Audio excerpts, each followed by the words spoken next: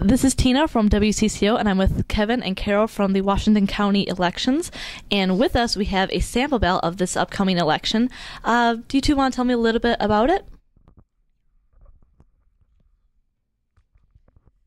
Okay, we have a sample ballot, and this particular one happens to be for our city of St. Mary's Point. And we also have our sample ballots available on our website at www.co.washington.mn.us for people to be able to print off, and they can actually use these and take them with them to the polling place as a reference tool. They just have to make sure not to leave the materials in the voting booth as they leave. I think that's probably about it on the sample. Each of the sample ballots will include the races for the federal offices, which are going to be the presidential race, the U.S. Senate race, the U.S. House race. They also have a state race for a state representative seat. There'll be county offices as well as school district races on many of the ballots. And the back of each ballot are going to be the judges, starting with the Supreme Court Justice race down to the Court of Appeals and then the district court judges. One thing that people oftentimes ask us, if they choose not to vote in the judge races because there's not a contested election, there's just the incumbent running and no one else, will that invalidate the rest of their ballot if they don't vote? And the answer to that is no. If you choose not to vote on a race, that only affects that race. It does not affect the rest of the ballot.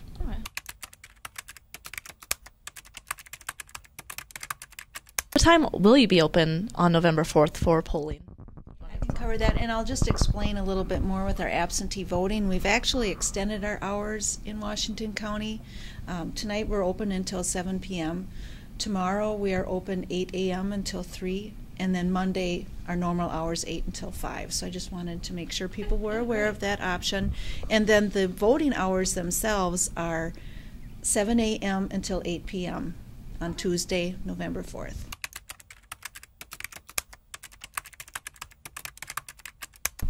So if someone wants to volunteer in the future, how would one go about doing that? Could you help volunteer for the next upcoming election? Sure. Obviously, the biggest volunteer opportunity is as an election judge, serving in a precinct on election day, on the primary day and general election day. There are a couple ways to get involved in that. One is to attend your party's precinct caucuses and get on a list there, and those are often forwarded to the county offices, and then we supply those to our cities. You can also talk to your city clerk's office and tell them you're available to be an election judge. There is some training you have to go through to serve as an election judge, and either the city or the county will provide that to you. There are other opportunities, I think, too, is just talk to your cities if they need any additional help, but election judge really is the big opportunity for folks. Okay, great. Do a lot of people ask to volunteer every year? I know that'd be something I'd be interested in, just to get the experience. There are some years where cities have difficulty getting enough election judges. We certainly have not had that problem this year. There's a lot of interest in serving as election judges. There's requirements in our precincts to have party balance in our precincts still, so we got to make sure we do that correctly. But there's a lot of opportunities to work, and there's a lot of people that want to fill those roles now. So we haven't had trouble this year. In the past, there has been some difficulty. So cities oftentimes use their websites, they use their newsletters that are going out. I know the parties recruit pretty hard to get enough people to serve as election judges for us. Okay.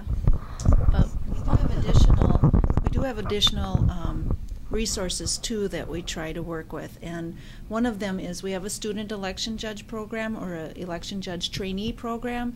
So what we do is we contact the school districts, and they give us a contact person such as the superintendent or a civics teacher or a political science teacher, and we actually provide them with brochures on what the program is about. They pass them on to the students. The students send their forms back in if they're interested. And we've had several of our school districts in the area in Washington County that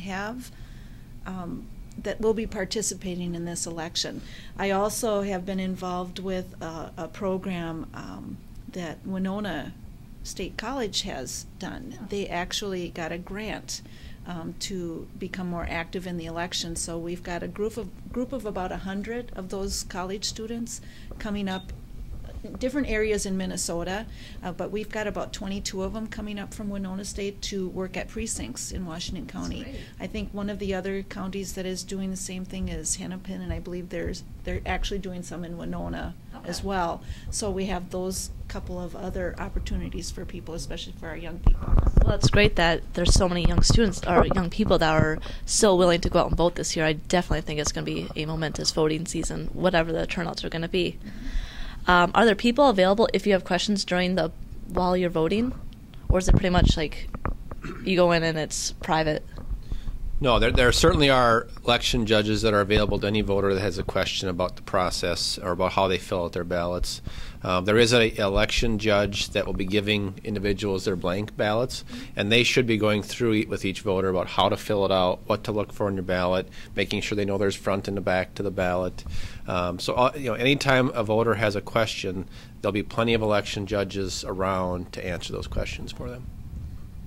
That's good, 'cause I know sometimes that you get into the booth and then you're not quite sure what you might have a question, but you're too afraid or not sure if you're allowed to ask anyone. Well, we'd encourage them to ask those questions and do it, because the other option that might happen is if you don't do it correct on your ballot and you put it into the optical scan counter, it may send it back to you to be fixed. And so, that's a check to make sure folks haven't made errors in the precinct, which is a very nice check for folks so they don't have their ballot spoiled or a race or a vote not counted. So it's best to ask first so you don't make those kind of mistakes. Yeah, absolutely, and I think that every vote definitely counts, so it's good that there's such a checking system. Have the previous turnouts been good, or do you think this year is going to trump all of them? We expect this year's turnout to be higher than in 2004. I know the Secretary of State's office has got a program that they're calling 80 and 08 to try to get to 80% of eligible voters in Minnesota voting. We do some tracking at the county level about the number of registered voters who vote, and that's usually the percentage that we do. And Washington County has normally exceeded the statewide turnout in most of the state general elections by a point or two. So we have pretty high voter turnout, high participation already in Washington County.